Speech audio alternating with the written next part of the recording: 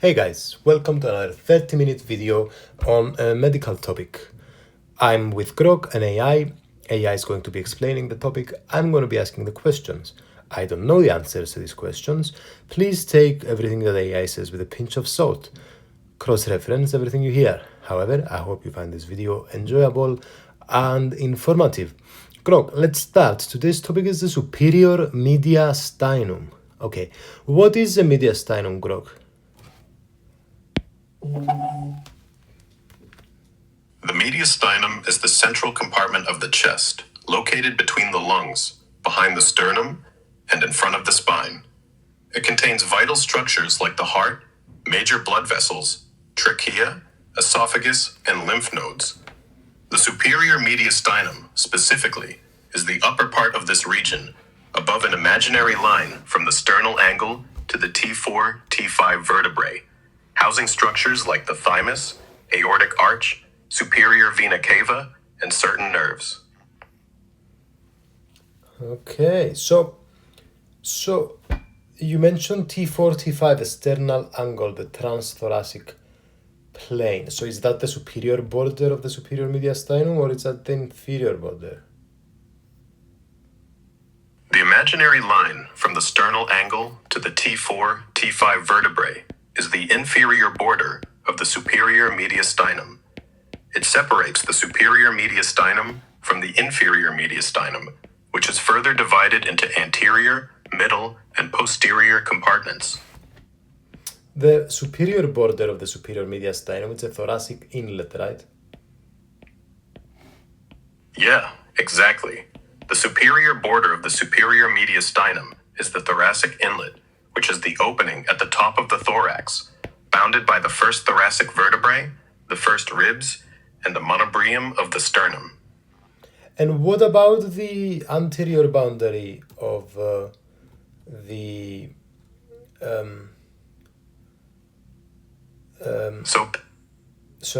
what about the anterior boundary and the posterior boundary of the superior mediastinum? And when it comes to the T4, T5, is that the arch of the aorta level and also bifurcation of the trachea too? The anterior boundary of the superior mediastinum is the monobrium of the sternum. The posterior boundary is the upper thoracic vertebrae, roughly T1 to T4. As for the T4, T5 level, yes, that's generally where the arch of the aorta ends and the trachea bifurcates into the main bronchi, though these structures can vary slightly in exact positioning between individuals. Interesting, very interesting. Okay. Glad you're... And we've mentioned the boundaries. Guys, I think it's worth it just to briefly mention the inferior mediastinum too. So, below the superior mediastinum, guess what we have? Yeah, you guessed, the inferior mediastinum. And as you said, we break it down to anterior, posterior, and middle. And what's going on with the borders there? So, I mean, the superior border of all of them is obviously the sternal angle. But what's going on with the inferior borders? Is it the diaphragm? Yeah, you got it. The inferior mediastinum lies below that T4, T5 line we talked about. The inferior border for all its compartments, anterior, middle, and posterior, is indeed the diaphragm. And what about let's think about the anterior and posteriors for all of them now. So anterior, for the anterior boundary of the anterior mediastinum, is it the body of the sternum?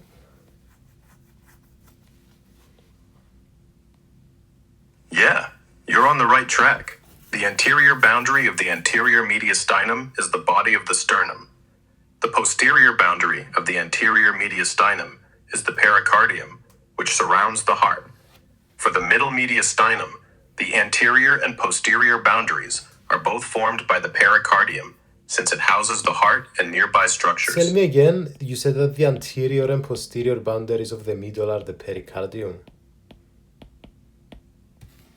Yeah, exactly. The middle mediastinum is bounded both anteriorly and posteriorly by the pericardium. And what about the posterior boundary of the posterior? The posterior boundary of the posterior mediastinum is the vertebral column, specifically the lower thoracic vertebrae, roughly from T5 to T12. And tell me, Grog, is the superior mediastinum directly above the middle mediastinum? Or the superior mediastinum isn't directly above the middle mediastinum. It's above the entire inferior mediastinum, which includes the anterior, middle, and posterior compartments. The superior mediastinum sits on top of this whole region, separated by that T4, T5 line we mentioned earlier. Great.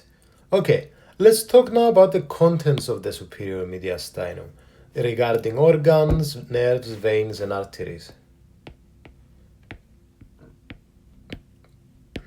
All right, let's break down the contents of the superior mediastinum. Organs-wise, you've got the thymus, which is especially prominent in kids and shrinks with age. The trachea and esophagus also pass through here. For nerves, the vagus nerves and phrenic nerves run through, along with parts of the sympathetic chains and the recurrent laryngeal nerves. Veins include the superior vena cava, brachiocephalic veins, and some smaller tributaries. Arteries are big players here. The aortic arch, along with its branches like the brachiocephalic trunk, left common carotid, and left subclavian arteries. You also have some lymph nodes and fatty tissue filling in the space. And what about the lymphatics?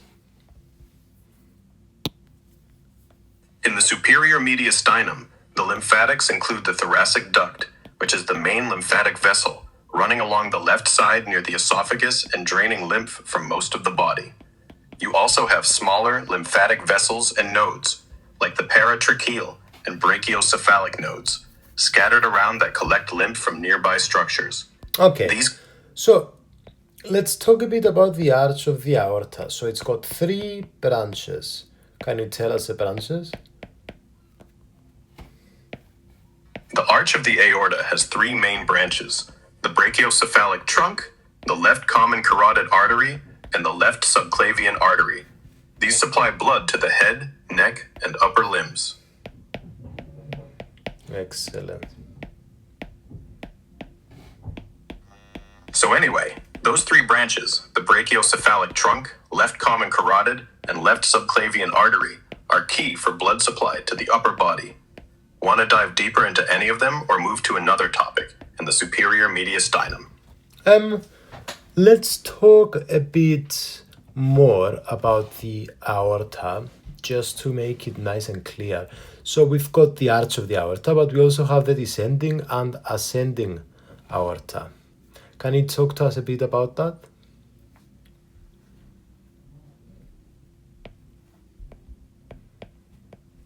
All right, let's clarify the aorta's sections.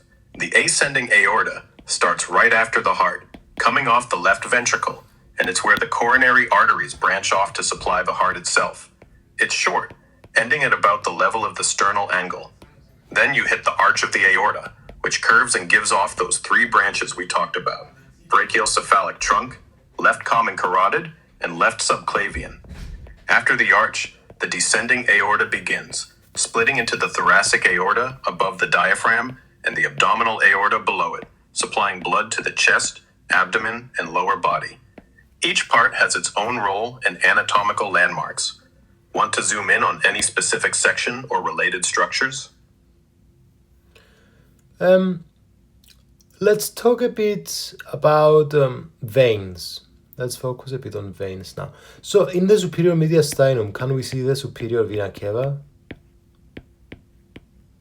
Yeah, the superior vena cava is a major player in the superior mediastinum. It's a large vein that collects deoxygenated blood from the head, neck, and upper limbs via the brachiocephalic veins and dumps it into the right atrium of the heart. It sits to the right of the aortic arch and anterior to the trachea. So tell me the truth, isn't it stupid that we call them brachiocephalic veins? Cephalic means kephali, which means head in Greek, guys. Brachio is like bratzo, is like basically the arms. So isn't it stupid? So because calling them head and arm veins isn't really simplifying it. It's literally translating it. But no, let's have a black box. Oh, in fucking science. Anyway, sorry guys, but this is very annoying, you know? Like, I'm just lucky because I know Greek.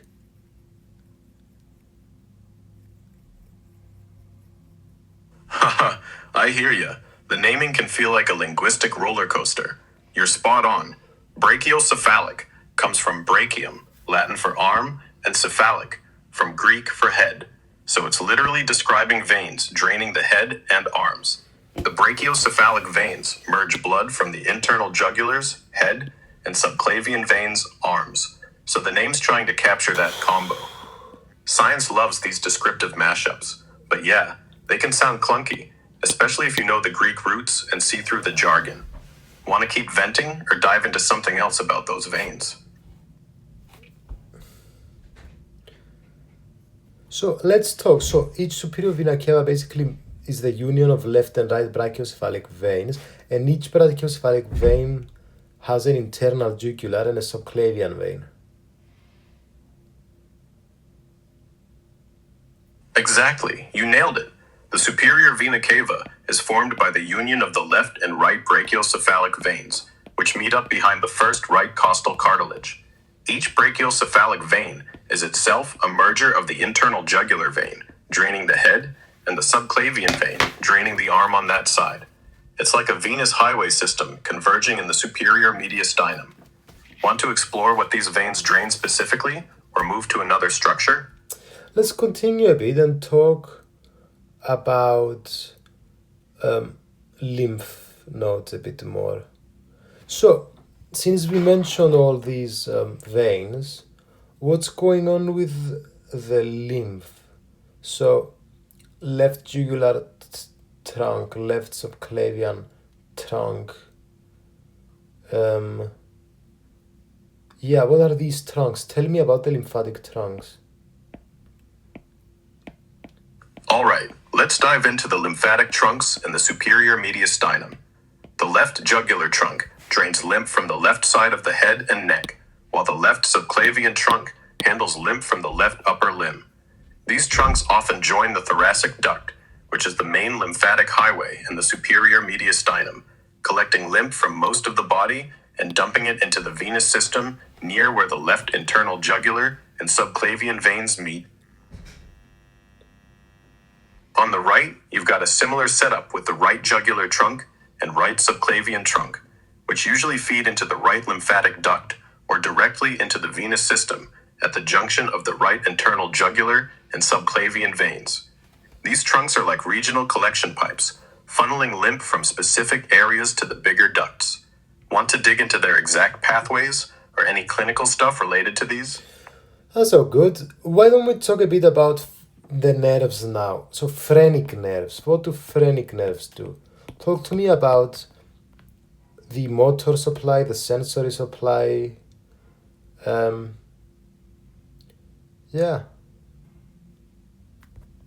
So anyway, the phrenic nerves are key players in the superior mediastinum. They provide motor supply to the diaphragm, making it contract for breathing. Basically, they're what keep you inhaling and exhaling. For sensory supply, they carry sensation from the diaphragm's central part, the pericardium, and parts of the pleura and peritoneum. They originate from the C3, C5 spinal segments, pass through the superior mediastinum near the great vessels, and head down to the diaphragm. Anything specific about their path or function you want to explore? I just want to understand why they have the motor supply and sensory supply they do, and what sensory and motor means too. All right, let's break it down. The phrenic nerves come from the C3, C5 spinal segments, which is why they're called C3, C4, C5, keep the diaphragm alive in medical lingo. Their motor supply goes to the diaphragm, a muscle critical for breathing. The nerve signals make the diaphragm contract, pulling it down to expand the chest and let air into the lungs. Without this motor function, breathing would be severely compromised, as the diaphragm does most of the work for inhalation.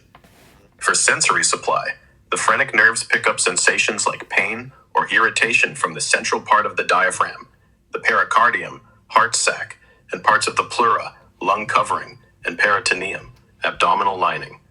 This is why issues like a diaphragmatic injury or pericardial inflammation can cause referred pain, often felt in the shoulder, since C3, C5 also supply the shoulder area. Now, sensory motor isn't a standard term, but I think you mean the motor and sensory roles together. Motor means the nerve controls muscle movement, in this case, the diaphragm contracting. Sensory means it carries information about sensations, like pain or pressure, back to the brain from those areas I mentioned. The phrenic nerves do both, which is why they're so critical. Does that clear it up? So So does anyway, it originate from the brainstem as the 10th cranial nerve? nah, the phrenic nerves don't come from the brainstem or the 10th cranial nerve. Oh, that's You're the prob- vagus nerve. Yeah, exactly. You got it. The vagus nerve is the 10th cranial nerve, coming from the brainstem, and it does pass through the superior mediastinum, handling stuff like heart rate, digestion, and some throat muscles. The phrenic nerves, on the other hand, come from the C3, C5 spinal nerves in the neck, not the brainstem, and focus on the diaphragm and its sensory areas. Easy mix-up since both nerves hang out in the same region. Yeah, is there Want a to- way I can actually understand why the vagus is the parasympathetic one? Because I always get them confused.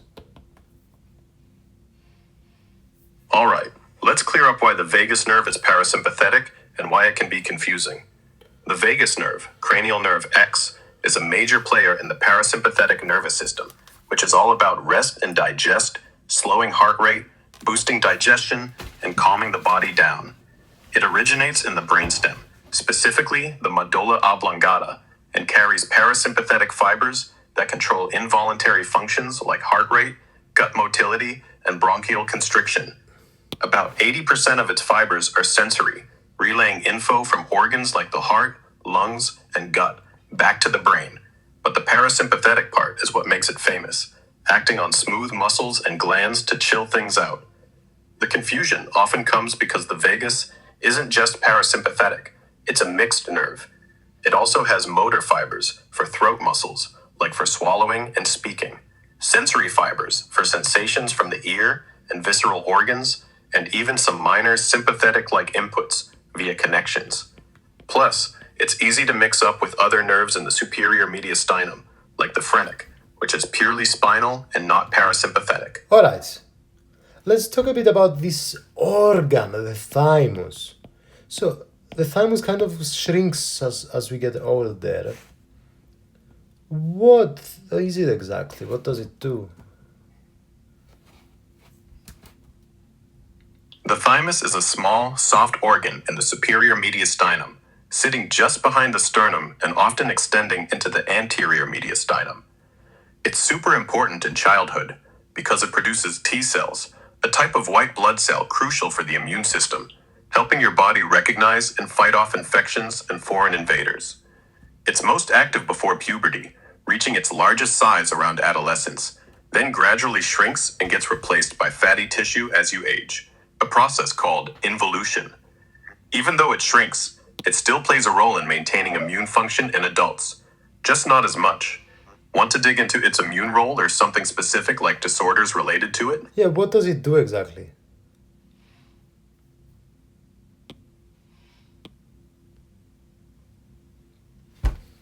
The thymus is all about building your immune system, specifically by producing and maturing T cells, or T lymphocytes. These cells are critical for adaptive immunity, meaning they learn to recognize specific pathogens or abnormal cells, like bacteria, viruses, or even cancer cells, and coordinate attacks against them.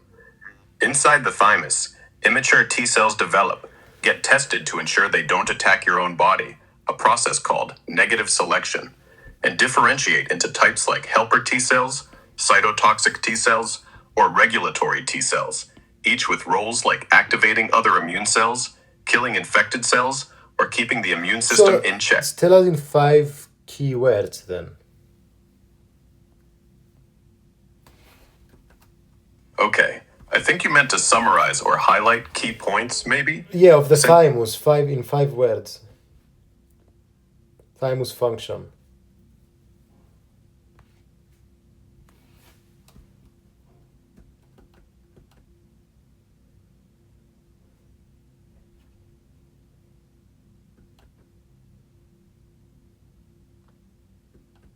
Sir.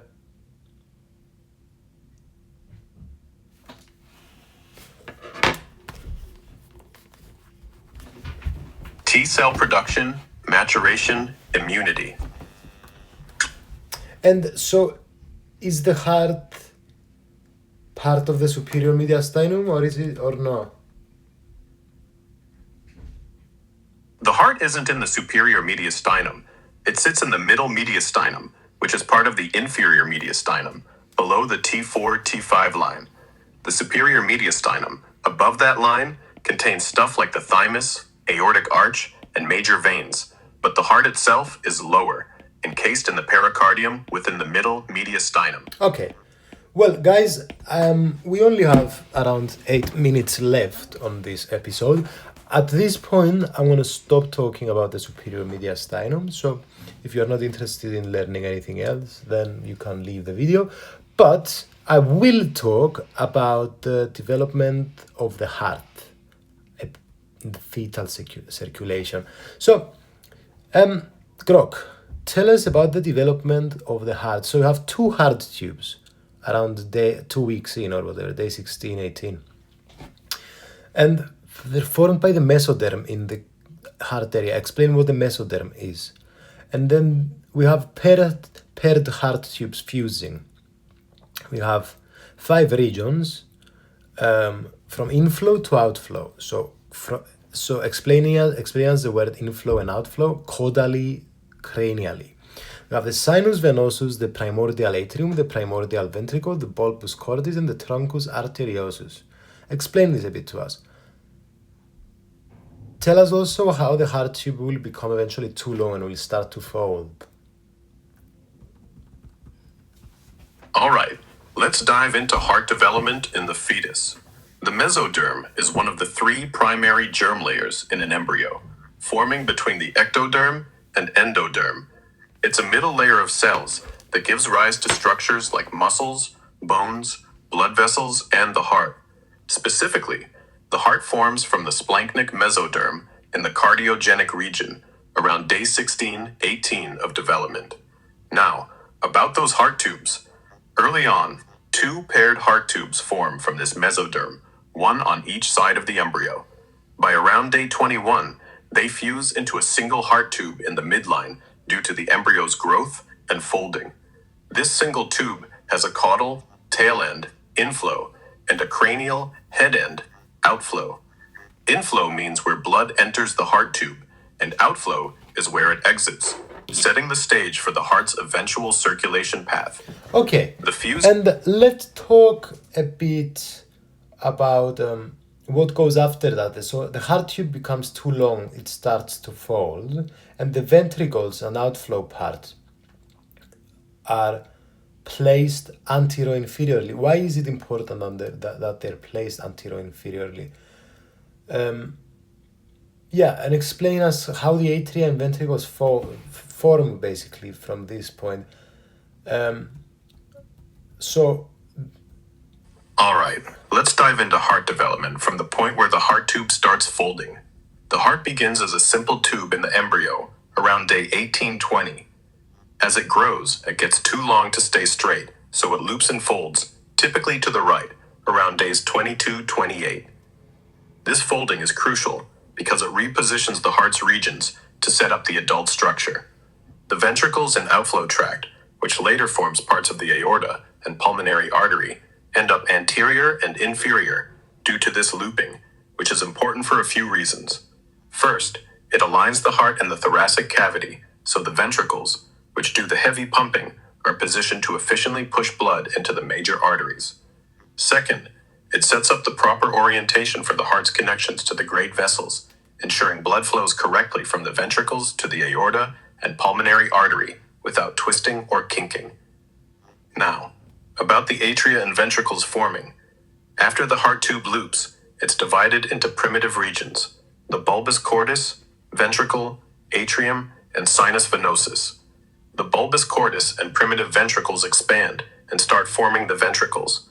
The primitive ventricles mostly becomes the left ventricle, while the bulbus cordis contributes to the right ventricle and parts of the outflow tracts. The atrium, initially a single chamber, gets partitioned by the septum primum and septum secundum, Okay. growing Interesting. These are great stuff, but I really like keeping these podcasts to 30 minutes, so we need to kind of summarize this a bit. Talk to us about how the septum forms, and talk to us a bit about the septum primum develops like with the ostium primum inferiorly, and the ostium primum fuses, the ostium secundum forms, the septum secundum forms with the foramen ovale. Explain to us these things, because it's not easy to understand the difference between septum primum and ostium primum. What's going on? And explain to us foramen ovale, ductus arteriosus, fossa ovalis, ligamentum arteriosum, ductus,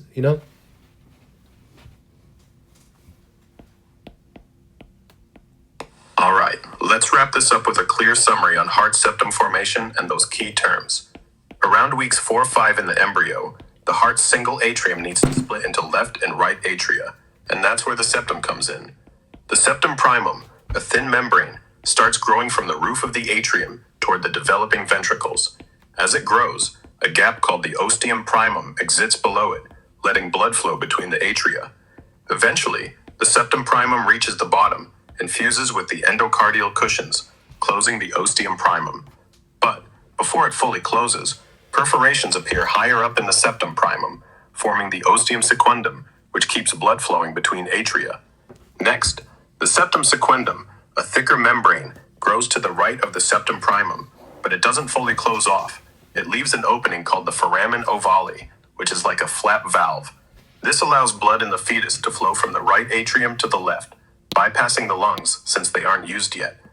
The foramen ovale is critical in fetal circulation.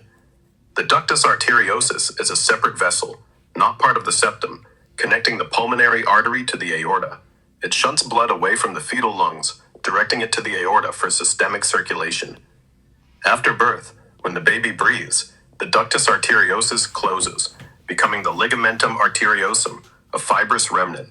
Once the baby is born, and the foramen ovale closes due to pressure changes in the atria, it leaves a scar called the fossa ovalis in the right atrium. So, to clarify, septum primum and ostium primum are distinct. The septum primum is the membrane, while the ostium primum is the temporary gap below it. Similarly, ostium secundum is a new gap in the septum primum, and the septum secundum's incomplete growth leaves the foramen ovale. These structures ensure the fetus gets oxygenated blood efficiently, bypassing the lungs until birth.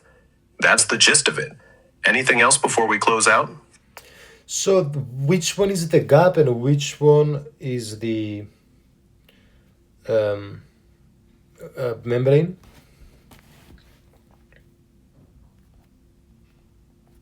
All right, let's make this crystal clear. Dude, The septum- do it in 3 sentences because we have 1 minute left.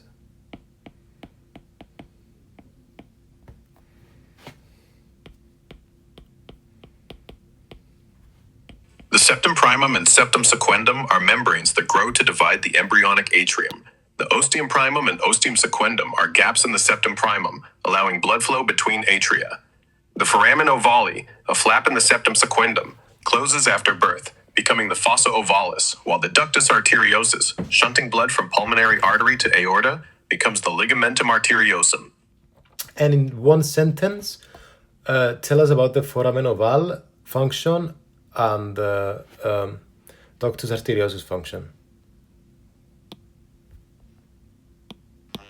In the fetus, the foramen ovale allows blood to flow from the right to the left atrium, bypassing the lungs, while the ductus arteriosus shunts blood from the pulmonary artery to the aorta, also skipping the lungs. Thanks so much for watching, guys. I'll see you at the next episode. Love you.